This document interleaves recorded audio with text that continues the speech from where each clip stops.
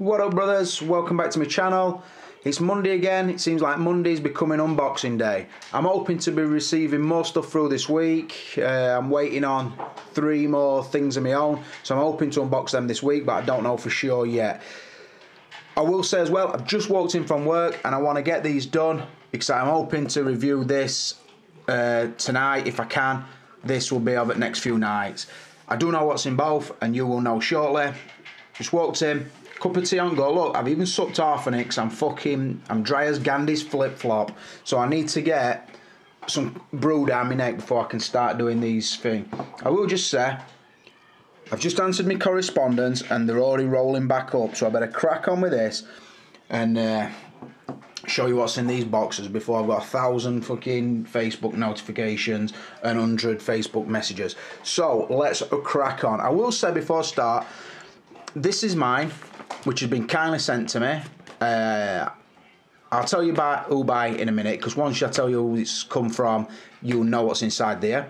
This inside here has come from Budget Stark, Anthony Sang, and it's actually Bruce Hodge's figure, so you'll probably know what's inside there. Most of my Facebook friends will know exactly what these are, because I have mentioned them. And if you look at the title of this video, you pretty much know what's inside this one because I am going to name it, so you'll know. But I will say, before I even unbox it, and if you talk to Anthony, he'll back this up, I've been pretty downbeat on this figure from the release shots and the Ironman overload I've been feeling. So when I knew this would come in, I'll be honest and think it was more a case of fucking I've got to review that on Monday night. Then yes, get in, I'm reviewing that on Monday night. So that is my thoughts. This figure, if it's good, will change my mind and bring me out of that fucking stupor that I'm feeling towards reviewing it. If it doesn't, then it'll be a downbeat review. But yeah, that pretty much gives you a clue what's inside it. So first, I'll tell you, this is from Tony May, good friend of mine in the community, guy I spoke to a lot of times on Figure Talk and through messages on Facebook. Great guy, does great work. The stuff I've bought from him in the past has always been awesome. The capes inside here, one of I didn't intend getting, one of I did. I actually went looking for it, just said, you still make that? He was like, yeah, but to be honest, this is the last we're going to make. And it might have actually been a case that the run's ended, but he did make me one. So I'm buzzing for that. He also said, you haven't seen this other item, so can I send you one of them as well? And I was like, yeah, of course you can. So that's the situation with that.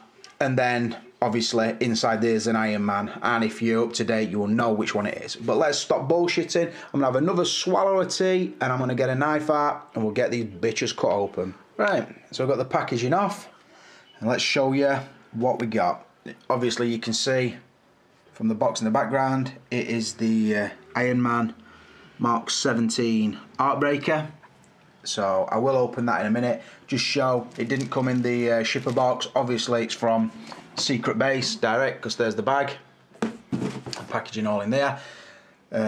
No shipper on it, but it does come in the plastic bag. So I'll take that off in a minute. I'll open it and probably just take the clam lid off, show you the figure inside. But then the review will come hopefully tonight, if not tomorrow, depending on if I can kick our Callum out in his bedroom long enough for me to film it. Right, but firstly, so Tony May, like I said, friend of mine, great guy, top guy actually, always very respectful, good to talk to, can learn a lot from him, knows his stuff. I got in touch with him probably 2, maybe 3 weeks ago, just on the off chance. I saw you online. Tony, do you still make the 89 Batman cape? So I've seen a lot of people. I really like the posable cape on the Batman, but the last time I reposed it, it really pissed me off because it just would not go where I wanted it to go. And the pose I was going for, I needed a really natural drape and I couldn't do it. So anyway, I got in touch with him and I can't honestly remember if he said, yeah, I still do it, I'll send you one, or he said, I've just finished doing it, but I will do another one and send it you. So either way, he has done it, me, and it is the final version. And I will say it looks really good because it's got a really, you're not really going to see it under this light, but it's got like a cracked leather effect which makes it look really accurate, but it feels and moves really nice.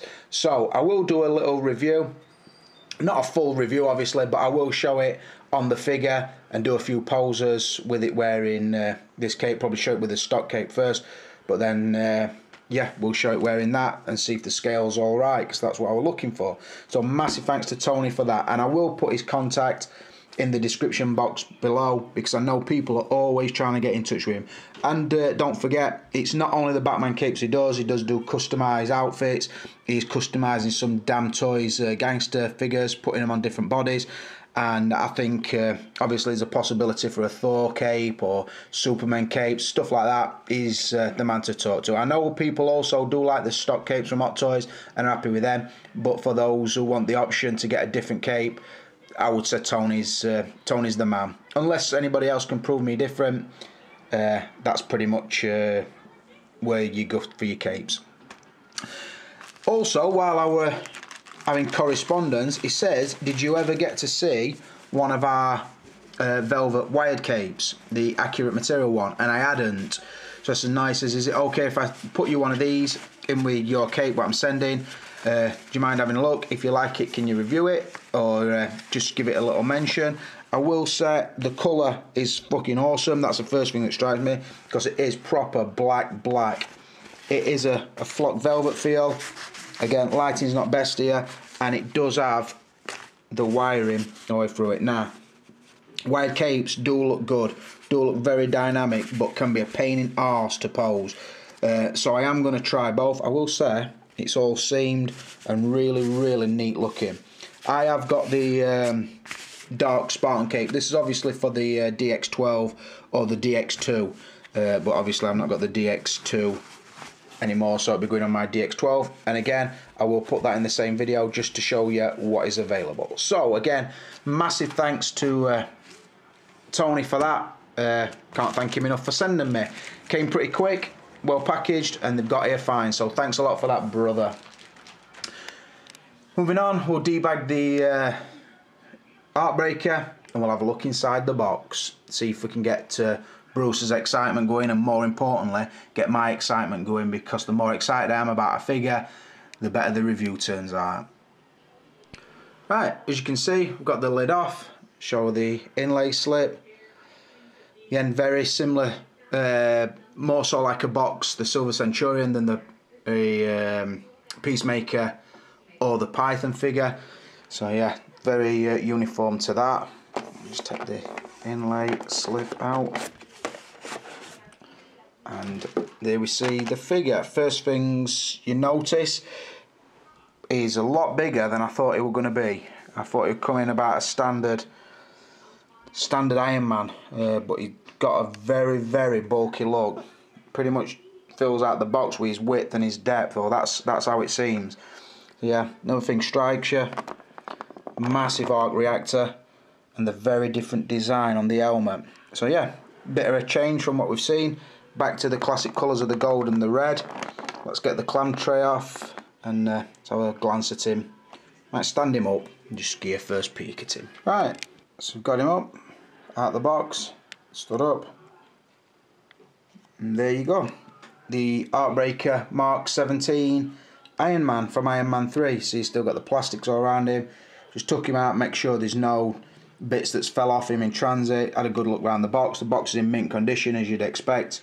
No bumps or grazes or rips or anything. So I'll have a look through the instruction manual, get him set up. Like I say, if I can get an hour, 2 hours to review it tonight, I'll definitely try and do it. That way it can be collected for Bruce tomorrow and he'll get it Wednesday.